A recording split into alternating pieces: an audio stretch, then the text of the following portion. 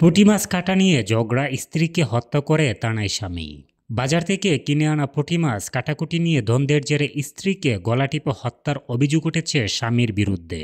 স্ত্রীকে শ্বাসরোধ করে হত্যার পর নিজেই আবার থানায় গিয়ে ঘটনার বর্ণনা দেন। শনিবার দুপুরে কোম্পানিগঞ্জ বাজার থেকে পুঁটি মাছ কিনে নিয়ে যায় বাসির উদ্দিন। সেই পুঁটি মাছ নিয়ে বাসায় যেতেই স্ত্রী মৌসুমী আক্তার মাছ কাটাকুটি করতে পারবে না বলে ছুড়ে মারেন স্বামীর ওপর। এতে ক্ষিপ্ত হয়ে স্বামী বাসির উদ্দিন তার স্ত্রী মৌসুমী আক্তারকে গলা চেপে ধরে শ্বাসরোধ করে হত্যা করে। পরে নিজে মুরাদনগর থানায় উপস্থিত হয়ে পুলিশকে তার স্ত্রীকে হত্যার বিষয়টি জানায়। সে আরও জানায়, দীর্ঘদিনের এই সংসার জীবনে তার স্ত্রী মৌসুমী আক্তার তাকে প্রতিনিয়ত মানসিকভাবে যন্ত্রণা দিত।